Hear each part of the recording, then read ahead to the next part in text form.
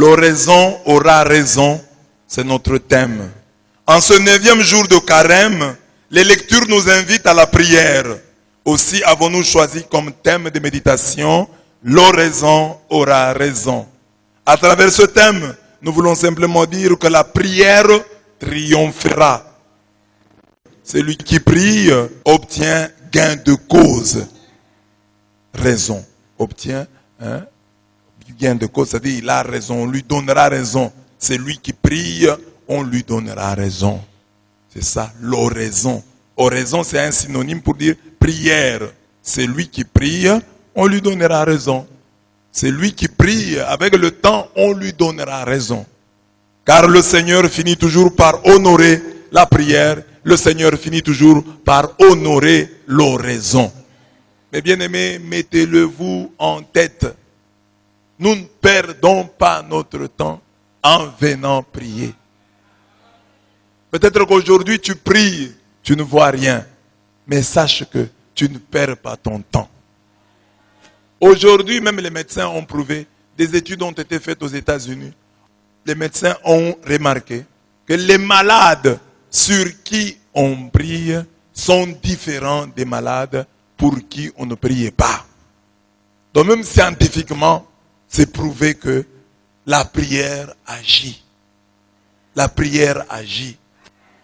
Parce qu'ils ont fait une étude, ils ont dit, voilà, prenons les malades pour qui on prie et voyons un peu comment ils réagissent. Prenons aussi les malades pour qui on ne prie pas. On va voir. On voit que ceux qui guérissent sont ceux pour qui on prie. C'est important de prier. Ne négligez jamais la prière. Ne dites jamais que non, j'ai perdu mon temps en priant. Non. Qui prie gagne toujours. Chaque prière est toujours rentable. Elle vous apporte toujours quelque chose. Si elle ne vous apporte rien, entre guillemets, elle vous épargne de quelque chose. La prière qui ne vous apporte rien là, par exemple, vous vous dites non, cette prière j'ai prié, je n'ai rien. Cette prière là vous épargne de quelque chose. Si vous avez par exemple prié, je demande à Dieu le travail, je demande à Dieu le travail, bon, et que Dieu ne vous accorde pas le travail jusque là, sachez que cette prière là vous apporte quelque chose en vous épargnant d'un accident, de la mort ou de quelque autre mal que vous ignorez. Donc parce que quand vous priez, vous vous mettez en contact avec Dieu. Et quand vous êtes en contact avec Dieu, vous êtes sous son ombre. Et étant sous l'ombre de Dieu, vous êtes donc protégé d'une manière ou d'une autre. D'une manière ou d'une autre. Et ça que j'ai dit aux jeunes, il faut que 10 ans après, 20 ans après, vous puissiez vous tenir devant les gens et dire, ce que je suis aujourd'hui, c'est aussi grâce à ma prière. C'est aussi parce que j'ai prié Dieu. C'est aussi parce que j'ai cherché Dieu. Vous les jeunes d'aujourd'hui, vous êtes différents de tous ces papas avec qui nous prions aujourd'hui. Ces papas que vous voyez ici, dans leur jeunesse, peut-être ne priaient pas. Quand ils avaient votre âge, ils ne fréquentaient pas l'église. Ils allaient peut-être à la messe les dimanches. Ils n'avaient pas la spiritualité que vous avez. Mais vous, vous avez commencé ces choses étant jeune. Étant jeune, vous avez chassé les démons. Étant jeune, vous avez prié. Étant jeune, vous avez eu le souci de faire un bon carême. Améliorer votre jeûne. Jusqu'à ce qu'il devienne victorieux. Qui vous apporte quelque chose de grand. L'oraison aura raison. La prière triomphera. Celui qui prie, l'histoire lui donnera raison. Tu te tiendras au milieu des assemblées et tu diras au monde, ce que je suis aujourd'hui, c'est grâce à la prière, c'est grâce à l'oraison. Même vous qui avez déjà pris de l'âge, vous dites, ah non, nous prions, nous ne voyons rien. Non. Le peu de grâce que vous voyez dans votre vie vient de ce peu de prières que vous faites. Il y a des choses que vous auriez déjà perdues si vous ne priez pas. Vous les avez encore grâce à la prière. L'oraison aura raison. Un peu de vocabulaire. En liturgie et en spiritualité, l'oraison c'est la prière méditative centrée sur la contemplation divine. oraison. Être en oraison, faire oraison, c'est prier, c'est recueillir. Il est en oraison, il fait oraison, c'est-à-dire il prie, il se recueille. Faire quelque chose en esprit d'oraison, c'est le faire avec piété, avec recueillement. L'oraison dominicale, on dit l'oraison dominicale. Si on vous dit faites l'oraison dominicale, c'est-à-dire faites le Notre Père. On l'appelle oraison, c'est prière. Dominicale, ça vient de dominus, qui signifie Seigneur. Hein? L'oraison dominicale, la prière du Seigneur. Et quelle est la prière du Seigneur? Le Notre Père. On dit, nous avons fait l'oraison dominicale, c'est-à-dire nous avons fait le Notre Père. C'est ça, l'oraison dominicale. Et quand je parle de dominical, là, j'invite les jeunes, tous ceux qui ne savent pas, qui disent bon dimanche dominical. Dis aux jeunes qui sont à côté de toi, on ne dit pas bon dimanche dominical. Qu'est-ce qu'on dit? Bonne journée dominicale. C'est-à-dire, bonne journée du Seigneur. Le dimanche est le jour du Seigneur. Bonne journée dominicale. Pas bon dimanche dominical. L'oraison, c'est l'invocation collective qui termine les heures canoniales. Vous savez les heures canoniales que nous avons là, hein? Laude, vêpres, complis. Alors quand on fait les laudes, quand on fait les vêpres, quand on fait les complis, à la fin, il y a une oraison. Cette prière-là de la fin, on l'appelle oraison. Et qui ponctue une célébration eucharistique. Parmi les oraisons de la messe, il y a la collecte. La prière que le prêtre fait, la toute première là, on l'appelle la collecte. Il y a l'oraison secrète par exemple. Hein, la prière que je vous fais faire, moi je n'ai pas voulu qu'elle soit secrète. Je vous la fais faire. Que nous ne soyons jamais séparés de toi. On l'appelle l'oraison secrète.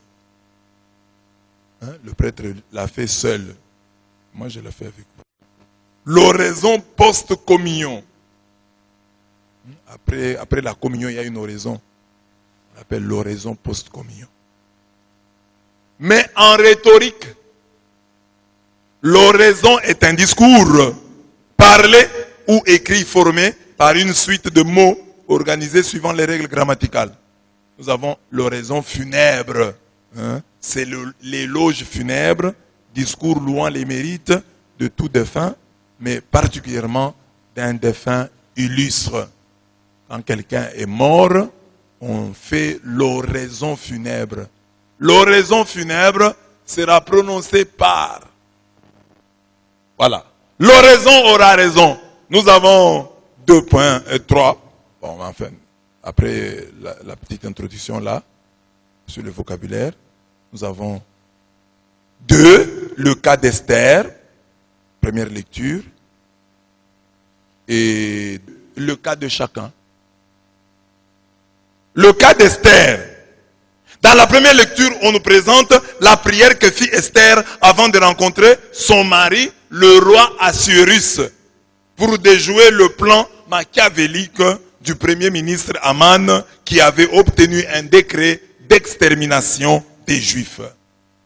Donc, les Juifs vivaient dans un pays étranger à Suse et il y a un monsieur là, nommé Aman, qui avait des problèmes avec Mardoché. Parce qu'il voulait que Mardoché se plie à ses caprices. Mardoché l'adore. Et Mardoché ne voulait pas l'entendre de cette oreille.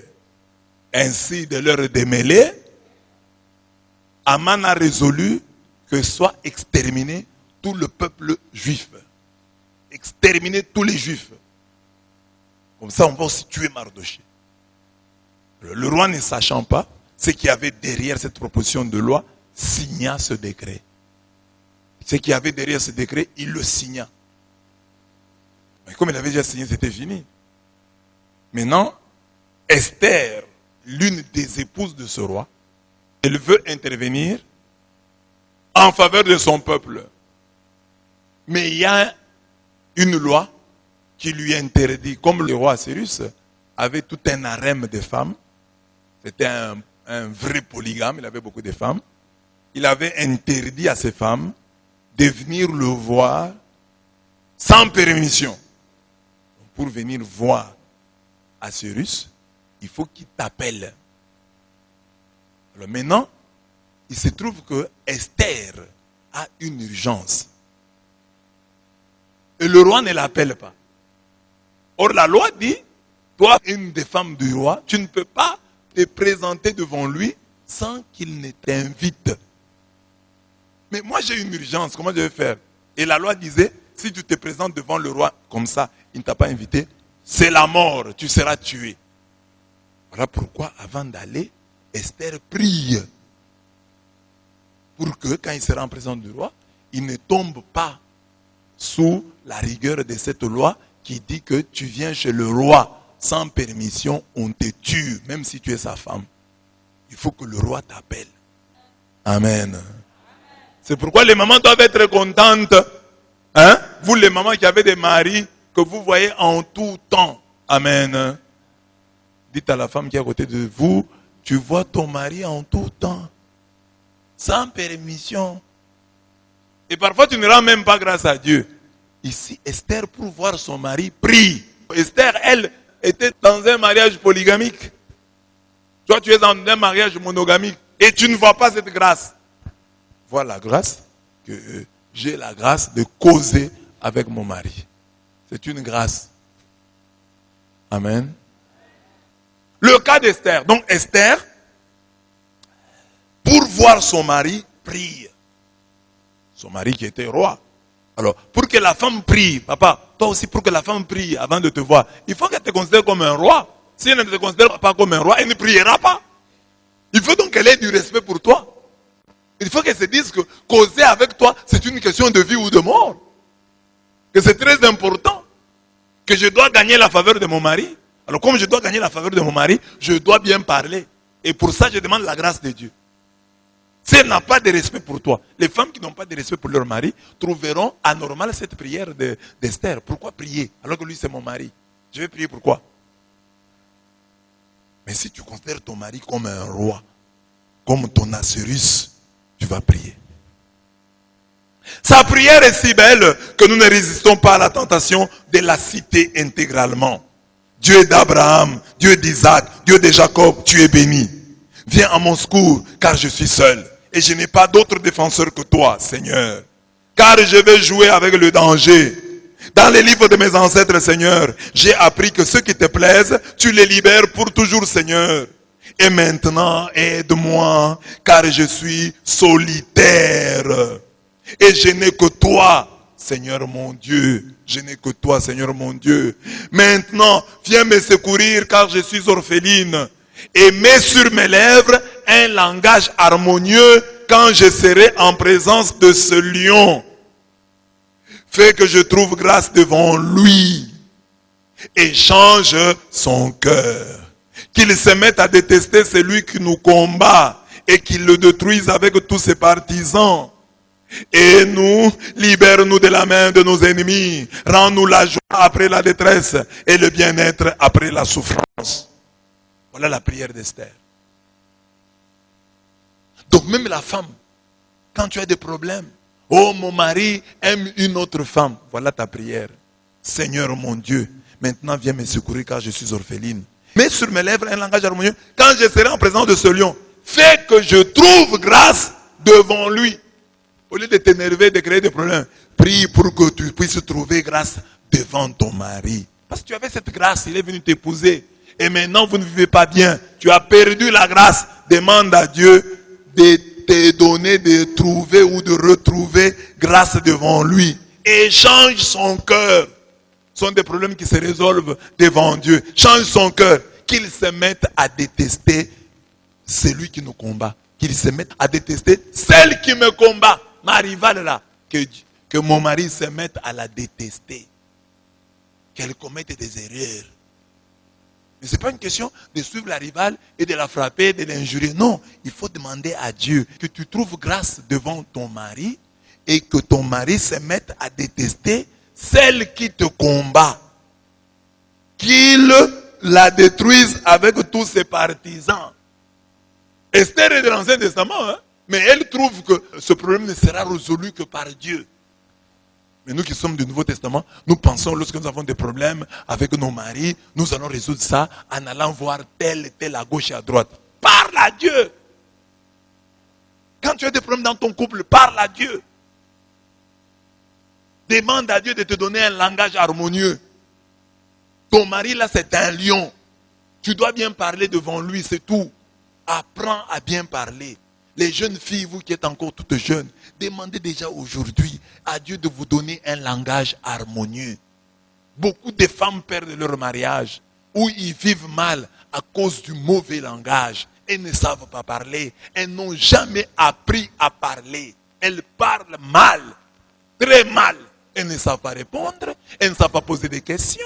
Elles ne savent pas parler. Elles ne savent même pas féliciter. Elles ne savent même pas blaguer. Il y a de ces femmes, elle fait une blague à son mari se fâche parce qu'elle ne sait pas faire les blagues. Elle n'a pas un langage harmonieux. Le langage harmonieux, c'est une grâce à demander à Dieu que je parle toujours bien, que je sois convaincante chaque fois que je parle à mon mari. C'est vrai, les hommes aussi doivent demander la même chose, mais la prière d'aujourd'hui, c'est Esther qui l'a fait. C'est pourquoi j'insiste plus sur les femmes qui doivent demander à Dieu un langage harmonieux.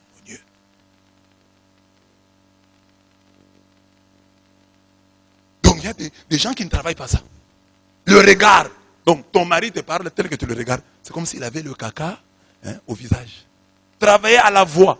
Tu peux être une bonne personne, mais parce que tu ne sais pas sortir la voix, quelqu'un va penser que tu es orgueilleuse, tu es comme ça. Alors que tu es une bonne personne. Mais parce que tu n'as pas travaillé à ça. Il faut travailler. Comment je réponds? Quand je parle, je dis quoi? Il faut qu'on entende bien ma voix. Moi, je peux penser que c'est de la timidité. Mais quelqu'un d'autre peut l'interpréter comme de l'orgueil. Il faut travailler. Il faut quand je réponds bien. Il ne faut pas que je pense que c'est le respect, je réponds mal. Surtout le regard. Et puis comme j'ai dit là, quand vous êtes encore enfant, vous êtes jeune, c'est l'âge où vous devez avoir un regard différent devant les autorités.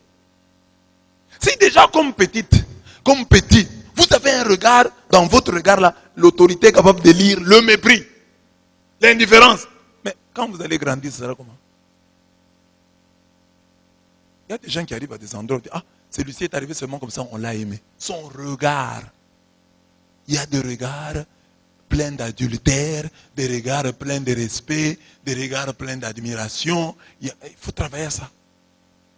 Tout est langage, tout est communication. Et le langage n'est pas seulement ce que tu dis. Le langage harmonieux, c'est ta prestance, ta manière de marcher, ta manière de te tenir. Tout ça, ça joue.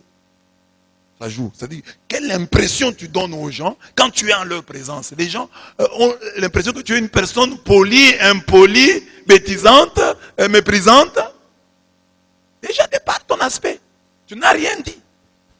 On prie et on travaille sur ça.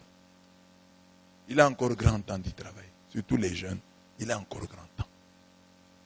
Alors, sur le cas d'Esther, nous avons le fond de l'oraison et nous avons la forme. Le fond de l'oraison, adoration. Dieu d'Abraham, Dieu d'Isaac, Dieu de Jacob, tu es béni, viens à mon secours, car je suis seul. Je n'ai pas d'autre défenseur que toi, Seigneur. Il faut toujours commencer sa prière par l'adoration. Il faut dire d'abord ce que Dieu est, avant de lui présenter nos requêtes. Vous voyez dans le Notre Père que nous avons aussi étudié cette semaine. Notre Père qui est aux cieux. D'abord, on prie pour Dieu. On prie pour ses intérêts, ça l'adoration. On pense à Dieu avant de penser à soi-même. Dans ta prière, quand tu commences, que déjà dans l'invocation, il y ait de l'adoration. Notre Père qui est aux cieux. Alors, elle dit, Dieu d'Abraham, Dieu d'Isaac, Dieu de Jacob, tu es béni. Viens à mon secours, car je suis seul. Et je n'ai pas d'autre défenseur que toi, Seigneur. C'est l'adoration. Esther a bien intériorisé Exode 3.15. Elle reprend Exode 3.15, le Dieu de vos pères, le Dieu d'Abraham. Donc, tu ne peux pas prier toujours sans citer. C'est quel Dieu? Le Dieu que tu pries. Le Dieu de Jésus-Christ, il est le Dieu d'Abraham, le Dieu d'Isaac et de Jacob. Et il a dit qu'on l'invoque ainsi, de génération en génération. Yahweh, le Dieu de vos pères, le Dieu d'Abraham, le Dieu d'Isaac, le Dieu de Jacob, m'a envoyé vers vous. C'est mon nom pour toujours. C'est ainsi que l'on m'invoquera de génération en génération. À l'école d'Esther, nous apprenons que l'adoration est le lieu où nous disons à Dieu notre pauvreté. Le moment où nous déclarons que Dieu est notre unique défenseur. C'est-à-dire, l'adoration, c'est pas seulement dans les paroles, que dans l'attitude, dans le fond, que tu puisses sentir que tu n'as que Dieu. Il n'y a que lui. Tu n'as personne d'autre. Personne d'autre que toi. Et c'est ça, le secret même de la vie. Le secret même et de la prière, et de la vie spirituelle, et de la vie en société. Montrer à l'autre qu'il est important, qu'il est indispensable. Les gens qui réussissent dans la vie sont ceux-là qui sont forts dans le maniement de cet art, l'art de montrer à l'autre son importance. Si Dieu vous donne cette vertu, vous réussissez partout. Si vous avez la capacité, quand vous rencontrez une personne, de lui montrer son importance. Alors, même chez Dieu, ça joue. Si vous êtes capable, par votre attitude, par votre prière, montrer à Dieu qu'il vous est indispensable. Vous êtes en permanente adoration. Même si vous ne vous mettez pas à genoux pour le faire. Mais si du haut du ciel, Dieu sondant vos reins et votre cœur, trouve que vous n'avez que lui, vous êtes en adoration permanente, perpétuelle. Parce qu'il y a des attitudes qui montrent que, bon, je n'ai pas que Dieu. Je peux me débrouiller ailleurs. Tu ne les dis pas, mais Dieu le voit. Tu ne les dis pas, mais ça se voit. Mais il faut que du haut du ciel, Dieu sente et voit que tu n'as que lui. C'est ça l'adoration permanente. Quand Dieu te regarde, il dit, celui-ci n'a que moi. Il n'a que moi. Il ne compte que sur moi. C'est moi ou rien. Tu es en adoration. Même si tu n'es pas à genoux. Même si tu ne les dis pas. Mais c'est ça. Il faut que Dieu voit ça. Et j'ai dit, c'est que tu fais à Dieu, fais-le aussi devant les hommes. C'est-à-dire, tu n'as que Dieu. Mais quand tu es devant un homme, devant ton mari, que ton mari sente que tu n'as que lui. Ta femme sente que tu n'as qu'elle. Et tu réussiras. Valorise. Hein, c'est l'art de valoriser l'autre. Situation. Donc, elle fait le fond de sa prière d'abord. L'adoration, la situation. Elle présente maintenant le problème. Qu'est-ce qu'elle dit? Car je vais jouer avec le danger. Et maintenant, aide-moi. Car je suis solitaire. Et je n'ai que toi, Seigneur mon Dieu. Maintenant, viens me secourir. Car je suis orpheline. Elle présente sa situation. Il faut présenter au Seigneur sa situation. Je suis seul. Je suis orpheline. Je vais jouer avec le feu. C'est une question de vie ou de mort. Pourquoi Esther parle-t-elle de jouer avec le danger? Simplement parce que tout le monde, des serviteurs du roi aux habitants des provinces de l'Empire, connaît la loi s'appliquant à quiconque, homme ou femme, entre dans la cour intérieure du palais sans avoir été convoqué par le roi. Cette personne doit mourir et n'a la vie sauve que si le roi lui tend son sceptre d'or. En ce qui me concerne, voilà tout un mois que je n'ai pas été invité à me rendre auprès du roi. Esther 4, 11. Donc, le roi était un polygame, il avait plusieurs femmes. Il ne voulait pas être dérangé. Et c'était aussi pour des raisons sécuritaires. Parce qu'on dit même les hommes ne pouvaient pas entrer. Donc il faut avoir l'autorisation.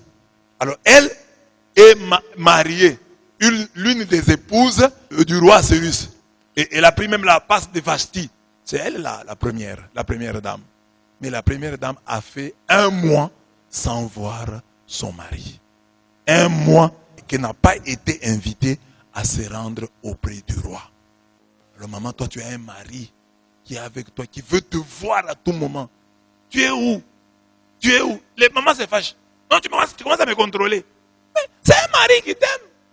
Assuérus lui faisait 1 mois. Esther, une femme plus belle que toi, plus glorieuse que toi, plus biblique que toi. Toi tu n'es pas dans la Bible, mais elle est dans la Bible. Cette femme qui est dans la Bible, 1 mois, son mari ne l'appelait pas. Mais toi, tu as un mari qui veut te voir chaque jour. Tu es où? Viens. En tout cas, on doit se voir. En tout cas, viens ici. Tu vas, j'ai pu partir dans ma famille. Rentre vite.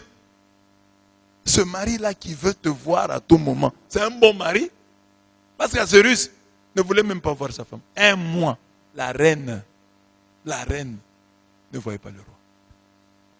En ce qui me concerne, voilà tout un mois que je n'ai pas été invité à me rendre auprès du roi. Donc, bon, dans ce mariage polygamique, hein, elle ne voyait pas son mari. Il peut faire un mois. Et toi, tu as un mari qui veut te voir, qui te sollicite. Et tu dis qu'il te dérange. Maman, il y a des hommes qui nous demandent des prières pour chasser l'esprit des femmes de nuit. Parce que leur mari ne les désire plus. Mais toi, tu as un mari qui te désire, qui veut te voir à tout moment. Bénis le Seigneur pour cela. Une femme, ça doit être comme ça. C'est-à-dire, si tu as à te plaindre que devant Dieu, tu as toujours raison. Non, Seigneur, j'ai fait tout ce que je pouvais faire pour bien vivre avec cet homme, mais ça n'a pas marché. Donc, quand tu as un homme à la maison qui te sollicite, qui veut te voir à tout bout de champ, il faut bénir le Seigneur.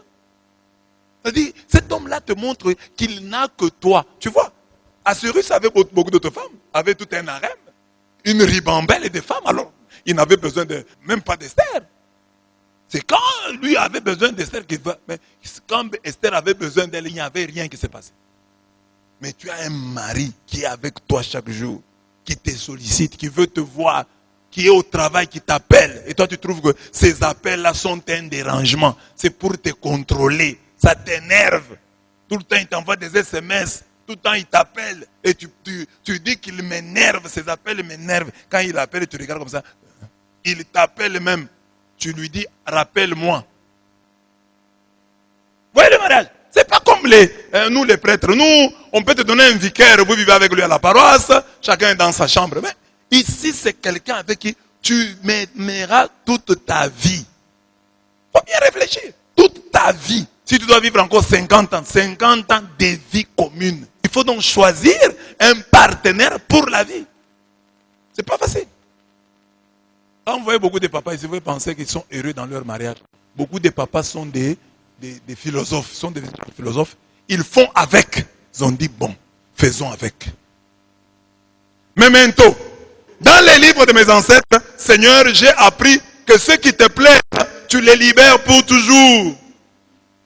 Celui qui prie ne doit pas agir comme si Dieu n'avait jamais agi auparavant. Bénis le Seigneur, ô mon âme, n'oublie aucun de ses bienfaits. Toujours prier avec action de grâce. Ne jamais prier sans action de grâce. Toujours rappeler à Dieu que toi à qui je demande, tu t'es déjà manifesté dans ma vie. Dans ma vie, dans la vie de mes pères, dans l'histoire de ma famille, tu t'es déjà manifesté. Esther adore Dieu, l'appelle Dieu d'Abraham, d'Isaac et de Jacob, lui présente sa situation, je suis seul, et puis lui rappelle ce qu'il a déjà fait dans sa vie, dans son histoire.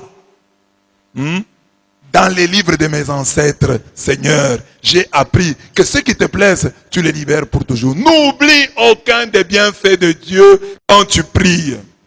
Et elle présente à la fin la requête.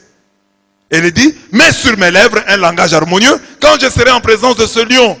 Fais que je trouve grâce devant lui et change son cœur, qu'il se mette à détester celui qui nous combat et qu'il le détruise avec tous ses partisans.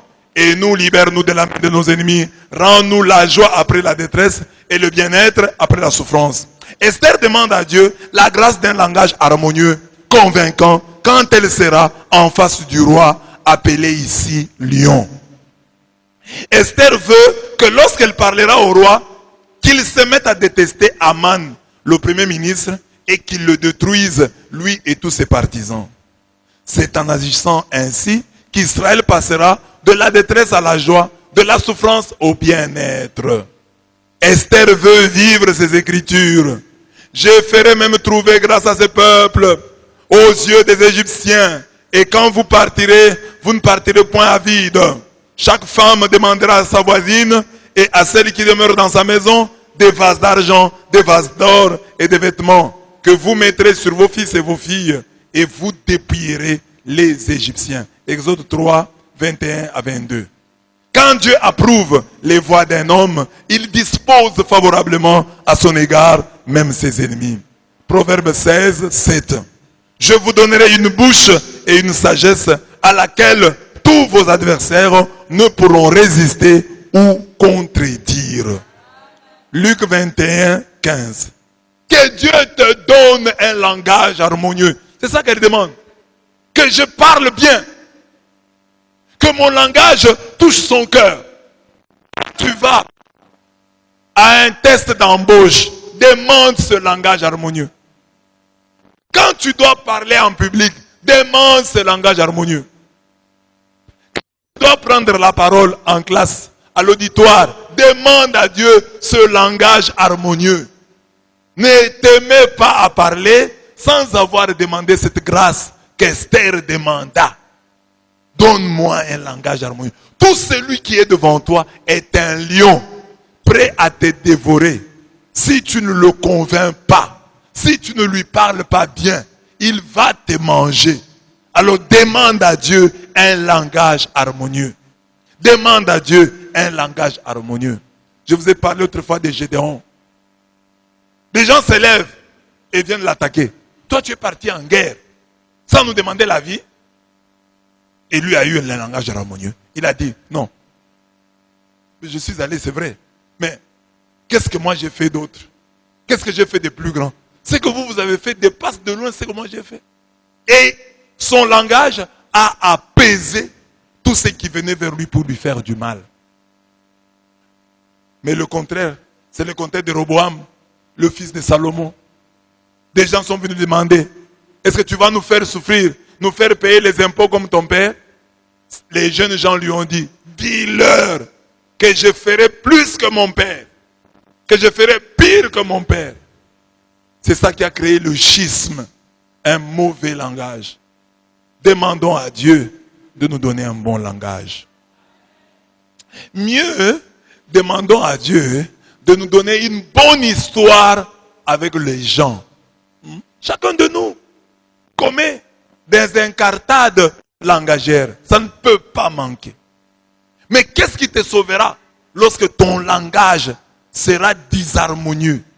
C'est ton histoire avec ces gens. Aie une bonne histoire avec les gens et ton langage sera bien interprété. Parce que les erreurs, les écarts de langage, ça arrive à tout le monde. Mais c'est l'histoire que nous avons avec les autres qui va les pousser à nous pardonner, à comprendre que nous n'avons pas parlé de mauvaise foi. Donc vivons bien avec les gens. Ayons un bon regard. Soyons en général respectueux. Soyons en général bons envers les autres. Alors, lorsque viendra un écart de langage, les gens nous le pardonneront parce qu'ils savent que nous avons toujours été bons avec eux. Le même acte, la même réponse, celui-ci donne cette réponse-là, on dit qu'il blaguait. Toi, tu donnes ça, on dit non, non, tu as injurié les gens. Donc, d'une part, il y a un côté mystérieux dans ça. Mais j'ai dit, il y a la part de Dieu, il y a aussi la part de l'histoire. Comme nous ne savons pas contrôler le côté mystérieux de la chose, contrôlons ce qui est contrôlable. C'est-à-dire quoi? Bonne vie avec les autres. Bonne vie et mœurs avec les autres. Avec nos frères, avec nos sœurs. Ça nous donne le permis de dire certaines choses. Et ça va passer sans casse. Amen. C'est pourquoi il faut prier sur son visage. Comme je vous l'ai dit souvent. Prier sur son visage. Et demander à Dieu cette grâce-là de la prestance. Quand vous vous présentez, que les gens vous acceptent. Mais ici on dit, Dieu a promis, je ferai même trouver grâce à ce peuple aux yeux de... Donc que Dieu vous fasse gagner la faveur. C'est ça. C'est la prière. Que je gagne la faveur. Comme nous sommes des prédicateurs. Tu te tiens devant les gens. Tu peux avoir des choses intéressantes. Mais si quelqu'un te voit et qu'il y a dans ton visage, dans tes gestes, dans ta mimique, des choses qui le poussent à te repousser, c'est pas bien. Il faut que quand tu parles, tu gagnes la faveur des gens. Médecin, journaliste, n'importe qui ça. C'est une grâce à demander. Donne-moi de gagner la faveur, même de mes ennemis. Parce qu'on dit, quand Dieu approuve les voies d'un homme, il dispose favorablement à son égard même ses ennemis. Quand Dieu est d'accord avec toi, même tes ennemis vont te faire du bien. Et puis après, je vous donnerai une bouche et une sagesse à laquelle tous vos adversaires ne pourront résister, contredire. C'est pourquoi dans ces domaines, je vous demande aussi de faire un effort. De ne pas écrire sous la colère. Quand vous êtes fâché, n'écrivez pas. Ni lettres, ni SMS. Parce que les paroles, elles peuvent s'envoler. La personne, après des années, peut oublier exactement ce que tu as dit. Mais la lettre t'accusera éternellement. Les SMS t'accuseront éternellement. Mais aujourd'hui, la parole aussi, on l'enregistre. Il faut faire attention. Aujourd'hui, la parole est enregistrée. La forme de cette oraison, ça c'est le fond. Dans le fond, il y a l'adoration. Dans le fond, il y a la situation. Dans le fond, il y a le memento. Dans le fond, il y a la requête. Adoration, Dieu d'Abraham, d'Isaac et de Jacob. Situation, je suis seul, je suis orpheline. Memento, mes pères. Tu as agi dans l'histoire de mes pères. Souviens-toi. Memento, c'est souviens-toi. Et puis, requête, langage harmonieux.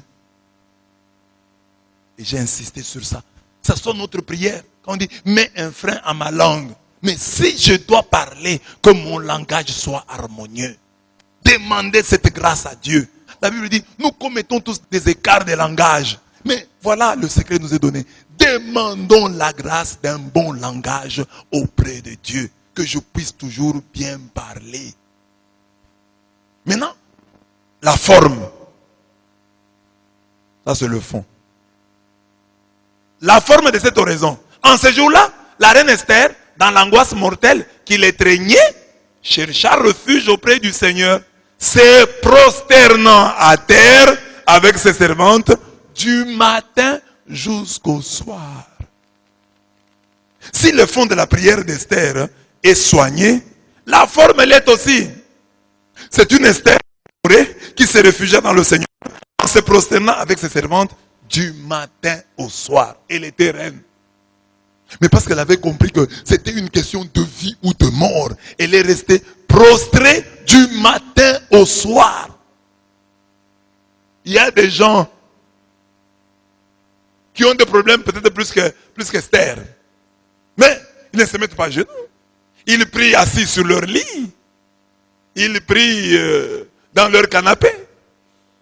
La position, la forme que tu donnes à la prière donne du poids au fond. Prier assis, prier debout n'est pas la même chose que prier à genoux. Il faut prier avec son corps. Quand tu pries les mains levées, les yeux levés, c'est pas la même chose que prier les mains derrière, les mains en poche. Pendant ce temps de carême et toute notre vie durant, soignons la forme.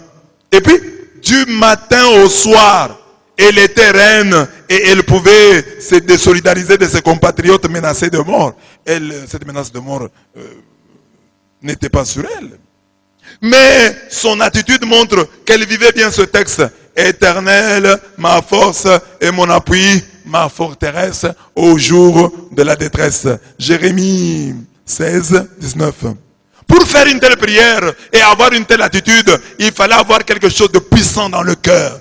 Elle devait être compatissante et avoir pris toute la mesure de son combat spirituel. Mais les paroles de Mardoché y ont été aussi pour quelque chose. Mardoché a dit à Esther, ne t'imagine pas que tu pourras échapper toi seul au sort des Juifs parce que tu vis dans le palais. Si tu refuses d'intervenir dans les circonstances présentes, les Juifs recevront de l'aide d'ailleurs. Et ils seront sauvés. Toi par contre tu mourras et ce sera la fin de ta famille. Mais qui sait, peut-être est-ce pour faire face à une telle situation que tu es devenu reine. Esther 4, 13 à 14. Il dit, si tu refuses, le salut nous viendra d'ailleurs. Mais c'est toi qui périras. Mais peut-être que Dieu t'a placé là pour que tu nous aides en cette circonstance. Pourquoi tu es là? aujourd'hui et maintenant. Pourquoi Dieu t'a placé là-bas? Pourquoi est-ce que Dieu t'a mis à cet endroit? C'est pourquoi, quand Dieu te confie une responsabilité, il faut toujours bien travailler. C'est toujours pour le salut des autres. Que tu sois ministre, c'est pour le salut des autres. Que tu sois président, c'est pour le salut des autres. Quelle que soit la charge que Dieu te confie, remplis-la de sorte qu'il puisse dire, heureusement qu'il était là, il nous a sauvés. Comme il était là, nous avons eu la vie sauve parce que tel occupait tel poste. Il ne faut pas qu'après ton pouvoir, après avoir occupé un poste, les gens commencent à se moquer de toi. Il faut que les gens disent, s'il était là, il nous aurait encore aidés. Dieu te confie des responsabilités. Dieu t'appelle à des responsabilités. C'est pour que tu les utilises, que tu utilises ton poste pour faire du bien aux autres. Peut-être est-ce pour faire face à une telle situation que tu es devenu reine. Tu es devenu reine. Tu es devenu roi pour faire face à cette situation. Cesse de te plaindre. Nous avons des dirigeants aujourd'hui qui ne font que se plaindre. Oh non, le pays est dans un trou. Oh, le pays est dans ceci. Mais vous avez pris le pouvoir pour faire face à une telle situation. Notons qu'elle observa un jeûne de 3 jours pour obtenir de rencontrer son propre mari. Il va faire un jeûne de 3 jours, j'en parle souvent. Va rassembler tous les juifs qui se trouvent à Suse. Observez un jeûne en ma faveur. Pendant 3 jours et 3 nuits, ne prenez ni nourriture ni boisson. Mes servantes et moi, nous agirons de même de notre côté. Puis je me rendrai auprès du roi, bien que ce soit contraire à la loi. Et si je dois mourir, je mourrai. Esther 4,16. On connaît la fin de cette histoire. Les renversements des situations. Les retournements des situations. Aman, qui voulait la mort des Juifs, c'est celui-là même qui va mourir. Le texte le dit bien. Et Arbona, l'un des eunuques, dit en présence du roi, voici le bois préparé par Aman pour Mardoché, qui a parlé pour le bien du roi. Ce bois est préparé dans la maison d'Aman, à une hauteur de 50 coudées. Le roi dit qu'on y pende Aman. Et l'on pendit Aman au bois qu'il avait préparé pour Mardoché, et la colère du roi s'apaisa. C'est très beau le texte ici. Donc, il y a un problème qui se pose. Et Esther et les siens recourent à 2 moyens. Premier moyen, ils sont déjà dans la prière. Deuxième moyen, il faut voir le roi. Langage harmonieux. Que notre foi et nos prières ne soient pas désincarnées. Il y a des choses que nous demandons à Dieu. Il a sa part. Il y a des choses que nous demandons aux hommes. Donc, elle est allée parler à Assyrus. Elle a demandé pour se faire un langage harmonieux. Mais en même temps, elle parlait à Dieu. Ne sois pas dans la vie seulement celui qui prie. Non, il y a un Assyrus à qui tu dois parler. Tu parles à Dieu, très bien. Mais il y a aussi un Assyrus devant qui tu dois avoir un langage harmonieux. Que tu dois gagner, dont tu dois gagner la faveur. Tu pries Dieu, c'est bien. Mais demande à ce même Dieu-là de te donner un langage harmonieux afin que tu parles à ton lion. Esther 7, 9 à 10. Même pour demander pardon, il faut un langage harmonieux. Il y a des gens qui demandent pardon, mais des pardons qui ne convainquent pas. Mais il y a quelqu'un qui te demande pardon, tu es convaincu que ça vient de son cœur. Et ça, c'est un langage aussi harmonieux. Il faut demander à Dieu. Même pour dire merci, il y a des gens qui vous disent merci, ça vous convainc, ça vous stimule à leur faire encore du bien. C'est un langage harmonieux qu'il faut demander à Dieu. Il y a des gens, quand ils font des compliments, vous sentez que c'est de l'hypocrisie. Mais il y a des gens, quand ils font des compliments, vous sentez que ça vient du fond de leur cœur. C'est aussi un langage harmonieux à demander à Dieu. Quand je vais dire merci, quand je vais dire pardon, quand je vais complimenter, que cela soit accepté. Que cela soit accepté comme venant de mon cœur.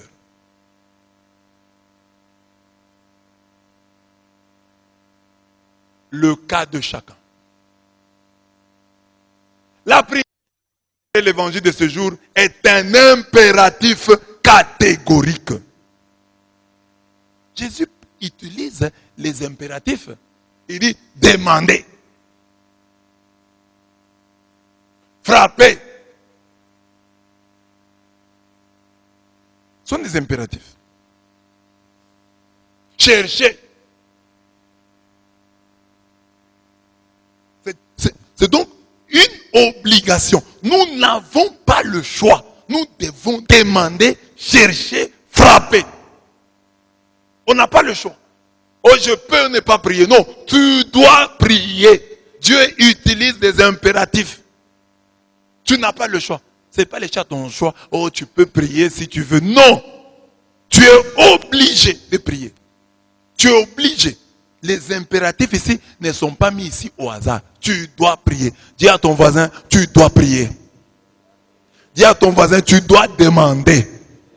Tu dois chercher. Tu dois frapper. Demandez et l'on vous donnera. Et puis il ajoute, car quiconque demande reçoit. Demandez et l'on vous donnera. Et il ajoute, il dit, si donc vous qui êtes mauvais, vous savez donner de bonnes choses à vos enfants, combien plus votre Père qui est dans le ciel en donnera-t-il à ceux qui l'en prient? Obligation de demander. Vous n'avez pas le choix. L'impératif de demander, dans la bouche de Jésus, nous enseigne 4 choses. La première chose, c'est l'audace de prier. Souvent, nous entendons des chrétiens dire, je souffre tellement que je n'ai plus la force pour prier. Je laisse Dieu faire sa volonté. Quelle erreur! C'est justement quand on n'a plus ni force ni envie de prier qu'il faut le faire. Je n'ai même pas la force de prier. C'est ce jour-là. C'est pourquoi on dit, demandez. Esther nous a donné un très bel exemple. Condamnée à mort, elle pouvait se décourager. Ah, on va nous tuer. Les décrets déjà signés. Non, elle a prié. On comprend alors les impératifs de Jésus. Demander, chercher, frapper. Nous n'avons pas de choix, je l'ai dit. Nous sommes obligés de demander. Nous sommes obligés de prier. C'est un impératif catégorique. Et pour entrer dans la pensée de Jésus, il faut considérer les 3 verbes ici. Demander, chercher, frapper, comme étant des niveaux, des étapes de la prière. Et non seulement comme des synonymes. Parce que de tout temps, nous considérons demander, chercher, frapper, comme étant des synonymes. Non, ce ne sont pas des synonymes. C'est des niveaux, des étapes de la prière. Donc, le premier niveau de la prière, c'est la demande. La demande, c'est la prière de l'enfant porté qui prie Dieu pour que ce dernier donne de l'argent à son père. De l'argent pour faire quoi? Pour lui payer des bonbons. Pour lui payer une autre paire de chaussures. C'est-à-dire que ce n'est pas important. Même si je n'ai pas les bonbons, je ne vais pas mourir. C'est la prière de beaucoup de chrétiens. Ils demandent. C'est-à-dire, ils demandent, oui, mais c'est-à-dire, ils disent à Dieu, je veux ce travail. Et même si tu ne me le donnes pas, bon, il n'y a pas péril en la demeure. Tu peux me le donner comme tu ne peux pas me le donner. Il y a des moments de la vie où on fait des demandes. Celui qui a une parcelle peut faire une demande à Dieu. Seigneur, donne-moi une autre. Ça, c'est une demande. Celui qui a déjà un repas peut faire une demande à Dieu. Donne-moi l'appétit. Le repas est là. Mais celui qui n'a pas les repas, dont les enfants sont en train de mourir de faim, il ne doit pas demander. Celui-là doit chercher. Celui-là doit frapper. Ça dépend du degré de la faim dans lequel se trouvent ses enfants. Donc demander, c'est, bon, je suis déjà rassasié, mais je demande des cure-dents. Bon, est-ce que je peux avoir des cure-dents? C'est vrai, c'est important que je cure mes dents. Mais même si je n'en ai pas, l'essentiel, j'ai mangé et je suis rassasié. Alors après vient une deuxième étape. Après la demande. Après la demande, on commence à chercher. Jésus a dit, demandez et vous sera donné. Cherchez, vous trouverez. Donc il faut chercher maintenant la face. Ça devient un niveau un peu plus relevé. Je commence à chercher. Je commence à chercher. Donc je vais à gauche et à droite. Je commence à chercher des neuvaines. Chercher des endroits où prier. Des endroits où se retirer. Là où il y a une prière. Où est-ce qu'il y a une veillée aujourd'hui? Est-ce qu'il y a un endroit où on prie? La souffrance t'amène à faire un peu plus que la demande. Je cherche. Avant, j'ai demandé. Maintenant, je cherche. Je quitte ma maison. J'escalade les montagnes.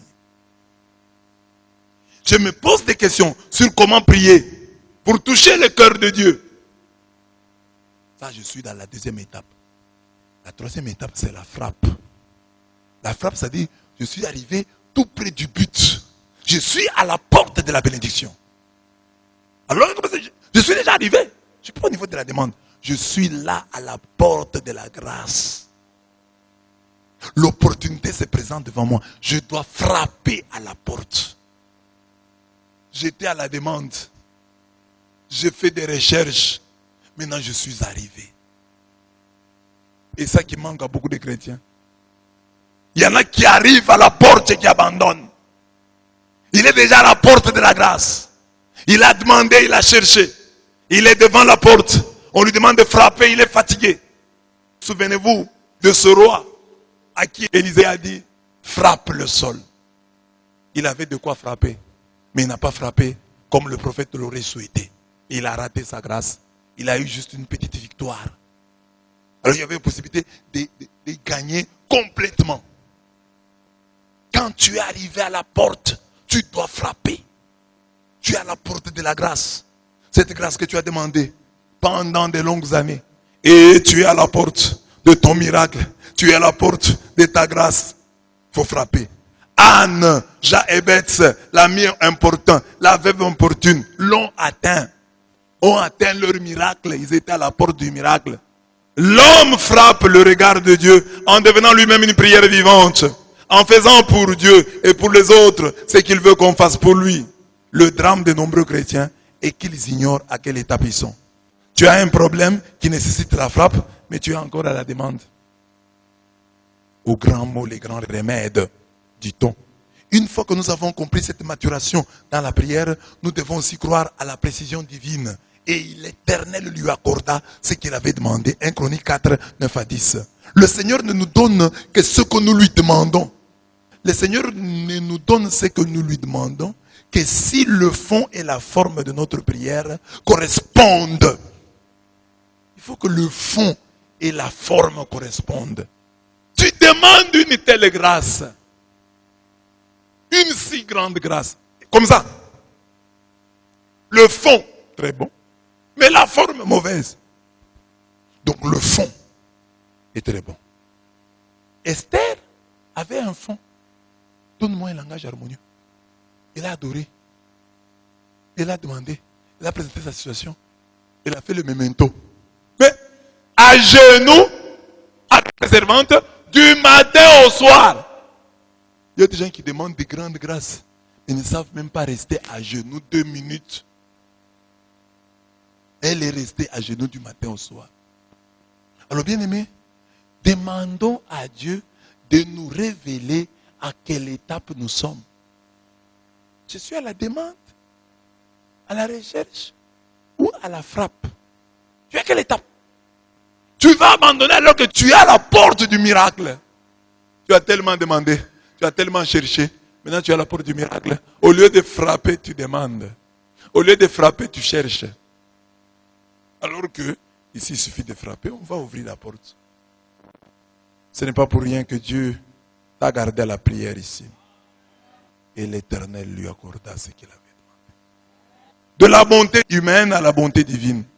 Pour terminer, le Seigneur dit, vous êtes mauvais, vous donnez des bonnes choses à vos enfants. Et votre Père des cieux ne le ferait-il pas? Donc quand vous priez, quand nous prions, croyons en la bonté de Dieu qui est plus bon. Dieu est plus bon que ton père, que ta mère.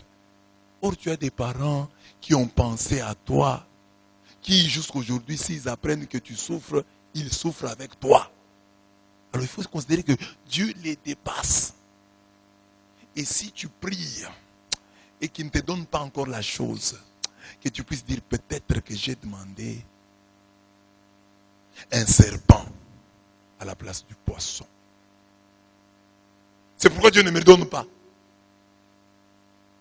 Comme il est bon, je demande une mauvaise chose. Il faut que Dieu, dans son cœur, puisse trouver que mon enfant ici croit en ma bonté. Espère en ma bonté. Parce que Dieu regarde ceux qui espèrent en sa bonté. Espère en la bonté. Crois que Dieu est bon. Parce qu'il y a des gens qui prient. Et quand Dieu regarde, Dieu qui sonde les reins et les cœurs, quand il sonde leurs reins et leurs cœurs, Dieu trouve qu'il ne le trouve pas bon.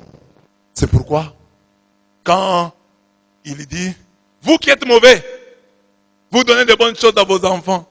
Dans la version lucanienne, il dit, à combien plus forte raison, Dieu ne donnerait-il pas le Saint-Esprit? Or, c'est le Saint-Esprit qui nous apprend à prier, parce que nous ne savons pas ce qu'il faut demander. Paul le dit, Romains 8, 26. Le Saint-Esprit vient au secours de notre faiblesse, car nous ne savons pas que demander pour prier comme il faut. Mais l'Esprit lui-même intercède pour nous en des gémissements ineffables. Nous ne savons pas prier. Donc, la bonne chose, entre guillemets, qu'il faut demander à Dieu, c'est le Saint-Esprit. Comment nous qui ne savons pas prier, nous allons commencer à nous mettre à prier? Nous qui ne savons pas prier, avant de prier, nous devons demander la présence du Saint-Esprit. Que le Saint-Esprit vienne prier en nous. Que le Saint-Esprit vienne prier avec nous. Qu'il prie pour nous. Lui qui connaît le langage de Dieu. Lui qui connaît ce que Dieu aime. Il sait ce qui plaît à Dieu, qu'il vienne prier en nous. Alors quand il prie en nous, Dieu écoute. Quand l'Esprit prie en nous, nous nous convaincons d'une chose. Dieu m'aime plus que je ne m'aime. Et nous comprenons alors qu'à toute prière, sa réponse loge dans l'une des trois propositions suivantes. Quand tu pries, Dieu te répond de trois manières suivantes. Il dit, mauvaise prière, mais je vais te donner plus et mieux.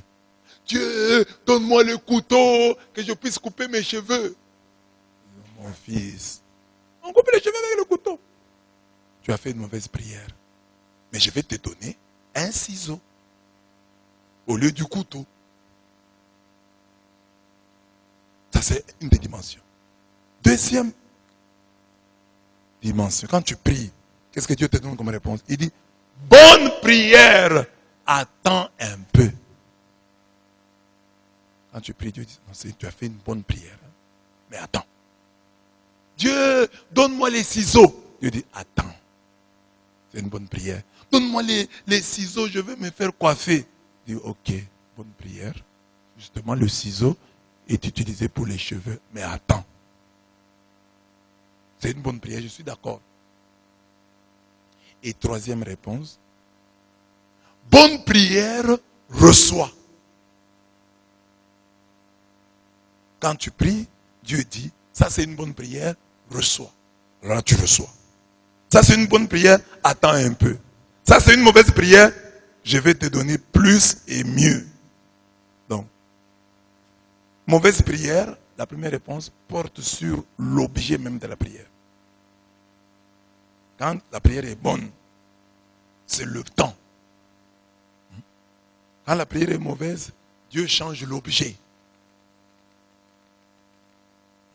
Quand la prière est bonne, Dieu peut nous faire attendre. C'est une question de temps. Attends. Et il y a des gens qui sont malheureux pour ça. Parce qu'ils ne comprennent pas, ils n'ont pas le Saint-Esprit. Quand ils voient que ça ne marche pas, oh, j'ai demandé à Dieu que frère Vincent puisse m'épouser. Mais frère Vincent est allé épouser quelqu'un d'autre. Et je suis malheureuse pour ça. Non. Dieu t'aime. Il est bon. Comme il est bon, tu ne peux pas lui demander un couteau pour couper tes cheveux et il te le donne. Non. Il ne va pas te donner. Même les papas, tu es un père de famille, tu as un gros camion et ton fils qui est encore tout jeune te demande le contact pour conduire. Tu ne vas pas le lui donner. Parce que si tu donnes, tu l'exposes. Dieu sait ça. Et il y a des choses que Dieu ne peut pas te donner maintenant. Il dit, pas maintenant. Grandis d'abord. J'ai été travailler. Toi, si maintenant je te donne ce travail-là, je te perds, attends. Grandis d'abord, suis les enseignements. Et la période d'attente là, c'est la période au cours de laquelle beaucoup de gens tuent eux-mêmes leurs prières. Par exemple, si toi, tu demandais le mariage, tu demandais la promotion, et que Dieu dit, attends, suis d'abord des enseignements. Parce que si je te donne ça sans enseignement, tu vas commettre des erreurs. La prière, hein, les choses que nous demandons sont comme des médicaments. Quand tu as un médicament, même une voiture, il y a un mode d'emploi. Hein. Il y a un mode d'emploi. C'est pourquoi nous avons besoin de médecins. Les médecins vont nous dire, voilà ça, tu prends 2 comprimés le matin, 2 comprimés à midi, 2 comprimés le soir. Si tu ne sais pas, tu risques de prendre 10 comprimés le matin. Tu meurs, tu peux mourir. Donc il faut savoir. Dieu dit, alors, toi, je vais te guérir. Mais, viens d'abord, je vais te donner par dose. Voilà la dose. 2 fois 3. Alors, maintenant, toi, tu ne sais pas ça. Tu veux le Seigneur qui te donne seulement aujourd'hui, mais tu vas mourir. Ou Dieu qui t'a dit, mets-toi d'abord, apprends ces choses. Mets-toi d'abord à mon école. Parce que si je te donne ça, sans une formation préalable, je suis en train de t'armer contre moi-même et contre mon peuple. Suis d'abord ces enseignements. Quand je verrai que tu te seras bien formé, je t'accorderai cela. Et c'est l'étape à laquelle beaucoup de gens échouent. Parce que quand Dieu veut les former, eux sont pressés, ils veulent avoir la bénédiction. Ah, je ne l'ai pas eu, donc j'abandonne. Tu as fui la formation. Il faut te mettre à suivre la formation.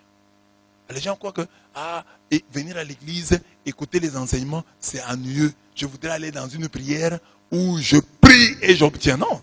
Il y a des gens à qui Dieu fait attendre. Dit, avant de recevoir telle grâce, suis d'abord cette formation.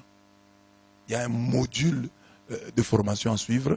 Si tu suis ça, à l'issue de cette formation, je vais t'accorder cette grâce-là. Suis d'abord la formation. Suis d'abord la formation et d'autres choses seront faciles après. Dieu ne peut pas te donner, s'il est amour, s'il est bonté, il ne peut pas te donner une chose à laquelle tu ne t'es pas préparé. Comme il est bonté, comme il est amour, il veut d'abord te préparer à toutes ces grâces, à toutes ces bénédictions. Quand tu seras suffisamment préparé, Dieu te donnera. À quoi ça sert d'avoir le mariage et après de divorcer? Parce que tu n'as pas reçu la formation nécessaire. Et je suis convaincu, c'est ma conviction la plus profonde, que les gens qui ont longtemps cherché des grâces, en vérité devant Dieu, quand elles les obtiennent ces grâces, elles les gardent plus précieusement. Regardez tous nos pères, tous ceux qui nous ont précédés, qui ont eu des grâces comme ça facilement, comme dans le temps, on terminait les études, 3 sociétés se présentaient devant vous pour vous proposer de venir travailler chez elles. Hein? Donc, venez travailler chez nous, venez travailler chez nous. Ces gens-là, bon, ils ne se sentent pas assez redevables à Dieu. Hein? Ils ont des difficultés. Vous voyez, tous les anciens, là, ils ont des difficultés pour payer les dîmes. Mais les jeunes gens d'aujourd'hui, qui ont prié pour trouver du travail, qui se sont mis à genoux, qui ont jeûné pour trouver du travail, qui ont fait des vœux à Dieu. Si tu me donnes ce travail-là, je paierai mes prémices. Si tu me donnes ce travail-là, je resterai attaché à toi. Si tu me donnes ce travail-là, ce sera un travail pour ta gloire. Quand ils ont eu le travail, ils sont restés ce qu'ils sont aujourd'hui, plus ou moins. Même s'il y a toujours des infidélités. Mais pour l'avoir demandé au Seigneur, ils sont différents. Les Samuel nous changent. Ce que nous avons demandé au Seigneur nous change. Toutes les grâces demandées au Seigneur te changent, te transforment. Quand tu es convaincu, j'ai demandé ça au Seigneur. J'espère que le Seigneur m'a aidé à vous convaincre que pendant ce temps de carême, il faut prier et prier davantage. Il faut prier mieux pour qu'à la fin, mes bien-aimés, comme l'oraison a raison, que tu ne puisses pas à la fin dire, c'est vanité de servir Dieu. Et que gagnons-nous à avoir gardé ces observances et marché dans le deuil devant Yahweh Sabaoth? Non, non, non, non. Il faut qu'à la fin, tu puisses dire non, non, Dieu m'a répondu. L'Éternel m'a exaucé. Je n'ai pas perdu mon temps. L'oraison doit avoir raison. Comme le cas d'Esther à la fin, elle a dit non, Dieu a agi, Dieu a répondu. Que dans ta vie, toutes tes oraisons, que Dieu donne raison à toutes tes oraisons. Qu'à la fin, tu te dises oui, je n'ai pas perdu mon temps à prier, à chercher Dieu. Moi-même, votre pasteur, j'en suis un témoignage. Quand j'étais petit, j'allais toujours à la prière. De toute ma famille, j'étais celui qui était le plus engagé dans les choses de Dieu. Et aujourd'hui, quand je regarde ma vie, je dis voilà. C'est aussi le fruit de tout ça. J'étais tout petit, j'aimais Dieu, j'allais à l'église, j'allais à 2 messes. J'allais à une messe chez nous en paroisse. Et j'allais à une deuxième messe à Christ Sauveur. Donc j'allais chez nous quand Vangou. Et le soir, j'allais au Bel Air à Christ Sauveur. 2 messes par jour. Pourquoi? Je cherche quoi? Et aujourd'hui, quand je vois des choses qui m'arrivent, je me dis oui, la grâce de Dieu. Mais cette grâce-là n'a pas été stérile en moi. Voilà qu'aujourd'hui, j'en mange les fruits. Quelqu'un peut se demander, oh, quel est mon secret? Je dis, ah, cette alliance, ces alliances-là, que tout jeune, j'ai conclu avec Dieu, paye aujourd'hui. Ne faites rien à moitié pour Dieu. Quand vous faites quelque chose pour Dieu, faites-le à fond. Avec amour. Faites de l'Éternel vos délices. Et il accomplira ce que votre cœur désire. Les vieux ont la chance d'entendre ce message. Mais les jeunes, davantage. Vous êtes à l'âge où on marque le cœur de Dieu. Et je suis toujours étonné quand j'apprends que, ah, oh voilà, il y avait réunion des jeunes, tel n'était pas là, tel n'était pas là. Mais aujourd'hui, vous n'allez pas voir. Mais nous, quand on allait là, on ne savait pas. Non, voilà, non, on allait seulement. Mais aujourd'hui, dans ma génération des prêtres, ah, est-ce que je peux dire vraiment que Dieu ne m'a pas béni? Même vous, vous allez dire que Dieu ne m'a pas béni. Hein? Vous allez dire ça. Dans ma génération des prêtres, Dieu m'a béni. Depuis toujours. Pas seulement aujourd'hui, parce qu'il y a YouTube, depuis toujours. Je suis passé partout comme prêtre, laissant toujours des traces.